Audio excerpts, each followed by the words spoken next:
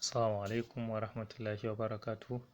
‘Yan uwa barkanmu da warhaka, barkanmu da sake zuwa karatunmu na koyon baki a darasi 6, wanda mun yi darasi ɗaya har zuwa darasi 5, sai na bar mu da assignment ɗin practicing ɗin abinda muka koya, shi yasa na ɗan lokaci ina so a jarraba, kowa ya jarraba ya gwada ya ga tabbas ya koya abin da muka karanta kuma abin ya riga ya bi jiki. To yau za mu yi darasi kenan wanda yake shine na ƙarshe a cikin waɗannan darussa, wanda da izinin Allah in fa ka fahimci wannan, to ka riga ka fahimci abubuwa da ake so su ne ainihin baki, wanda shi abin da yau za mu yi shi shine abin da ake ce mishi almadda.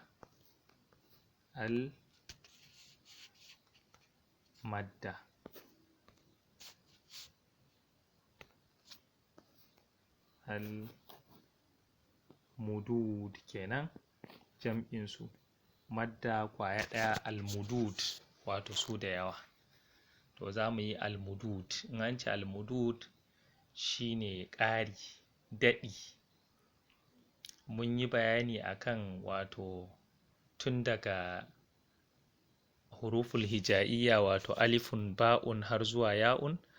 Mun yi fatha, wanda na mana bayani akan fatha shine a matsayin a. Mun kuma yi kasra, na mana bayani kasra shine a matsayin I. Mun yi kuma dhamma na mana bayani shine a matsayin U. To almudud suna da alaka da waɗannan fatha da kasra da dhamma. A takaice in mun ce almudud, misali shine yanzu in ka ce bari ka rubuta ba, kamar yadda mun yi bayani shine ba'un bil fatha shine ba, daidai kuma yake da a shine ba. To in ana so ka rubuta ba, ka ja shi ya zama ba, mun ga a Hausa kawai sai dai ka rubuta haka, amma at least ya kamata a ce a kara a anan ya zama ba ko. To haka wannan ma abinda ake so a kara sai a ce to ka kara maddal alif anan ya zama ba.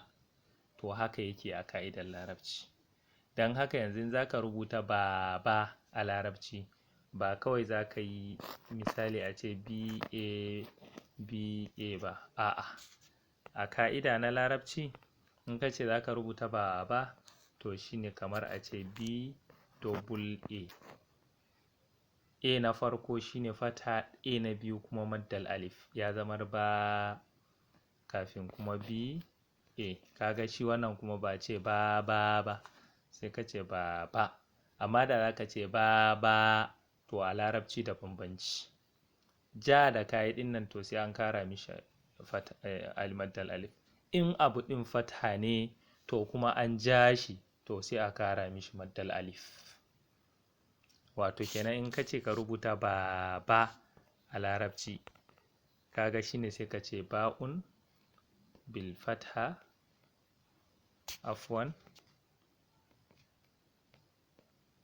ba'un bil fatha, kaga ba, to sai ka ce bi maddal alif, kaga ba kenan.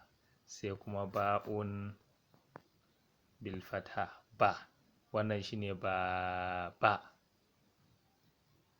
Kaga amfanin madda kenan. To wannan ɗaya kenan daga cikin maddan, don su maddan abubuwa ne guda uku. Akwai maddal alif, akwai maddal wa, akwai maddal ya. Alif, wawun da kuma ya'un, dukansu suna zuwa a matsayin madda. Yanzu abu wanda na mana bayani shine alif. Alif yana zuwa ne ya taimaka ma fatha. In ka ga an ja fatha, to abinda ya taimaka mishi an ja shi, to maddal alif ne. Yanzu ka ce sani a larabci to ba za ka rubuta shi sani ba ɗaya yake da sani a hausa. Misali ka ce sani da sani, kaga a hausa sai ka rubuta abu ɗaya ko sai ka ce dukansu wannan sani wannan sani, amma me ya bambance sai ka ga babu. To in dai a larabci ne in za ka rubuta, afuwan na goge mantaliya, in za ka rubuta sai ka wato ainihin sa ne asali, sa wato sa'un bil fatha sa bi maddal alif sa nunun bil kasra ni sa ni. To amma da sani ne to har yanzu shi ma ni da ka ce to sai ya ja maddaliya, kaga sa'un ɗin dan bil fatha ne to abinda yana taimakawa fatha ya zama an ja shi shine maddal alif. Na ce mana abinda kuma yana taimaka ma kasra to shine maddaliya.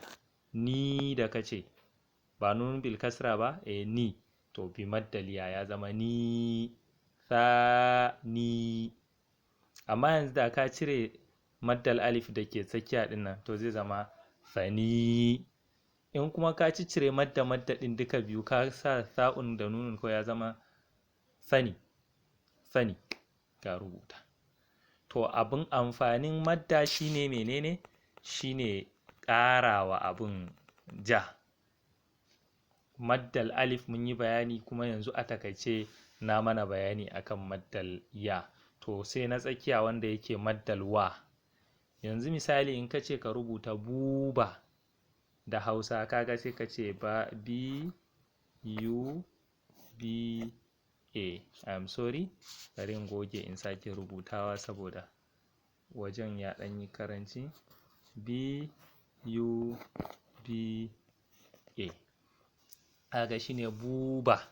To a larabci bu da kaje ɗin nan ba za ka ce kawai ba'un bil fata bidumma ba'un bil fata ba, a'a sai ka ce bu, afwan bari rubuta mana yanda yake dole a larabci sai ka ce b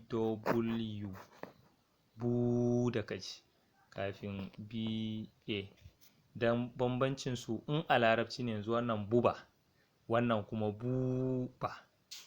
To w da kai to shine in a larabci ne sai zama ba'un bidamma shine wannan yu bu. To bu sai ka ce ya ja wawun bi maddal wawun shine double wato yu da kai kenan ya zama bu. Sai kuma ba'un bil fatha ba, ka samu buba. To wannan a takaice haka ake rubutu a wato larabci. Akwai abin da ake cewa maddal alif, maddal wa da kuma maddal ya. Maddal alif yana taimakawa duk abin da ya zo da fatha wato a matsayin a double a kenan. In ka yi abu mai fatha kamar abu mai a to kuma sai ka ji da ja to sai ka kamar ka yi double a to shine a larabci a madadin kai double a sai ka sa maddal alif. Haka maddal ya duk abin da ka ji ka sa mishi ƙari akan kasra kamar yanzu a ce jimun kaga jimun bil kasra ji to bi maddal ya'un ya zama jimun mimun bi dummataini, kaga mun yi amfanin dummataini ya zama jimun. Amma da ba maddal ya'un din nan zai zama jimun. Kuma shi madda ba a sa mishi komai a saman shi. In ka ga maddal ya'un ko alifun ko wawun ba a sa mishi komai a saman shi ba to shine ake nufin madda. Za ka gan shi ba a sa mishi komai ba to madda kenan. To wannan a takaice su ne ake cewa wato madda.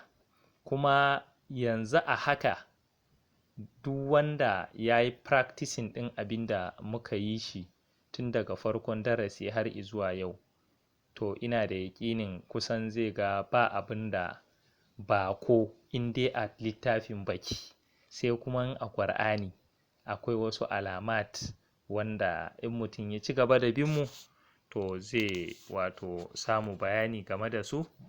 Za mu wato ainihin takaita a nan, sai kuma za mu wato cewa mutum ya kokarta wurin ya wato yi practicing, ya ta gwadawa, ya ta kirkiran wato abubuwa waɗanda a furutawarsa ya ji cewa akwai kamar ƙari, a kamar a ce yanzu ko cewa da na yi kari, kaga ba kari na ce ba, tunda na ce ƙari to kaga kenan akwai madda.